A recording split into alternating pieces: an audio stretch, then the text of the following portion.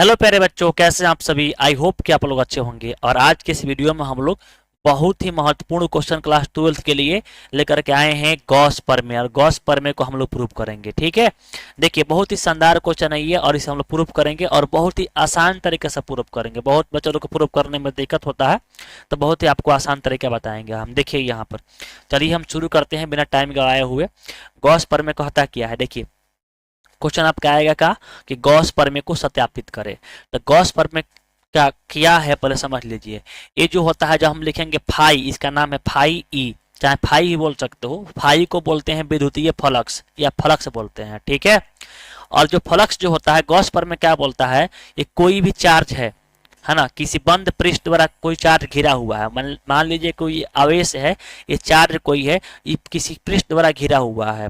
तो इस आवेश के वजह से पृष्ठ से जितना भी इलेक्ट्रिक फ्लक्स निकलेगा, विद्युतीय फ्लक्स निकलेगा, तो फ्लक्स का जो मान होगा, घेरे गए आवेश क्या है, क्यू है।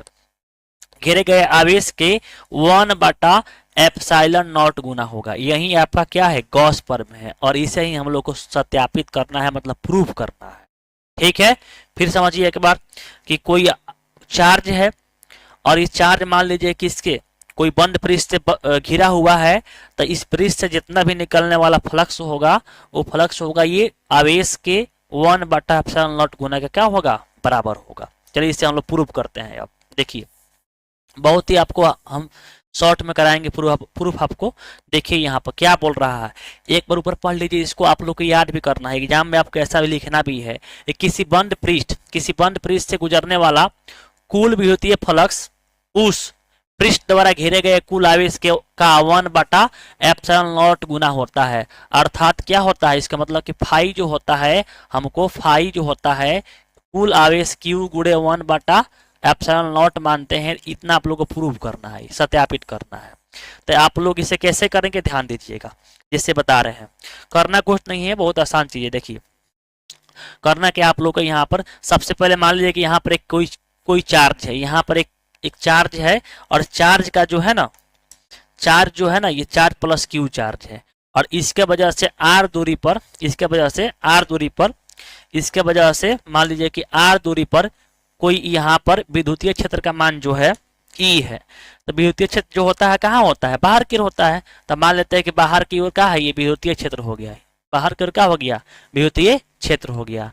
इसको लिखना भी आपको एग्जाम में, ठीक है। क्या लिखेंगे कि माना कि क्यू आवेश से आर दूरी पर, आर दूरी पर विद्युतीय क्षेत्र का मान कितना है, ई है। और आर त्रिज्या कहीं क्या लेना है, हमको लेना है आर त्रिज्या का गोलीय पृष्ठ लेना है। त्रिज्या आर कहीं लेना है, कौन सी, गोलीय पृष्ठ लेना है। ऐसा बनाना है गोलीय पृष्ठ ये, ठीक है। आर त्रिज्या का एक गोलीय पृष्ठ बना, जिसका क्षेत्रफल क्या है, ए है। तो इस पॉइंट पर क्या होगा, इस पॉइंट पर जो है ना, इस पॉइंट पर जो होगा, ये आपका विद्युतीय क्षेत्र हो गया है। और जो पृष्ठ के लंबवत क्या होता है, इसका क्षेत्रफल सदिश होता है। तो जिस पॉइंट पर यहाँ पर जा रहा है, जिस रेखा में, उसी रेखा पर क्या हो जाएगा, उसी पर क्या हो जाएगा, यह इसका क्षेत्रफल सदिश हो जाएगा। मतलब कि एरिया वेक्टर को ए वेक्टर बोलते हैं।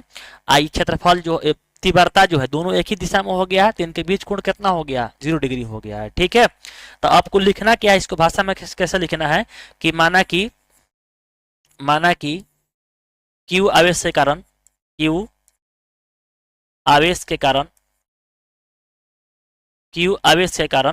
माना क्यू आवेश के कारण आर दूरी पर विद्युतीय क्षेत्र, सुनिए ध्यान से, देखिएगा तो समझ में आएगा बहुत बढ़िया से। विद्युतीय क्षेत्र कितना है, विद्युतीय क्षेत्र आपका ई है। विद्युतीय क्षेत्र कितना है आपका, ई है ना। और आर त्रिज्या का मान लेंगे, आर त्रिज्या का गोलीय पृष्ठ मानते हैं। गॉसिय या गोलीय पृष्ठ माना, जिसका क्षेत्रफल कितना है, जिसका क्षेत्रफल कितना मान लीजिए, क्षेत्रफल इसका ए है। अब बताइए यहाँ पर सबसे पहले इतना आप लोग सब लोग कर लेंगे। इतना करने के बाद आप बताइए, एक चीज आप लोग पढ़ेंगे, विद्युतीय फ्लक्स जो होता है। इतना करने का, इसको ऊपर करते हैं हम। इतना करने के बाद विद्युतीय फ्लक्स की परिभाषा से आप जानते हैं, विद्युतीय जो फ्लक्स होता है, विद्युतीय फ्लक्स के परिभाषा। ये क्या बोलता है कि जो फॉर्मूला होता है वो इस फॉर्मूला परिभाषा से लिखेंगे यहाँ पर, ठीक है। जो फाई होता है वो क्या होता है, ई ए कॉस थीटा होता है, ई ए कॉस थीटा, मतलब कि जो एरिया वेक्टर जो सॉरी एरिया वेक्टर जो है और आपका इलेक्ट्रिक फील्ड जो है, जो ये है जा रहा है आपका, है ना, ये दोनों का बीच का जो कोण होता है वो थीटा होता है। तो दोनों के बीच का कोण थीटा कितना है बताइए तो। ये आपका क्षेत्रफल सदिश हो गया ये वाला, यही इसी प्रकार का हो जाएगा आपका जो होगा विद्युतीय क्षेत्र हो जाएगा, क्योंकि जो भी क्षेत्रफल सदिश होता है वो पृष्ठ का लंबवत होता है। क्या होता है, पृष्ठ का लंबवत होता है। तो गोला के हर बिंदु पर पृष्ठ का लंबवत बाहर की ओर का होगा, उसका क्षेत्रफल सदिश होगा।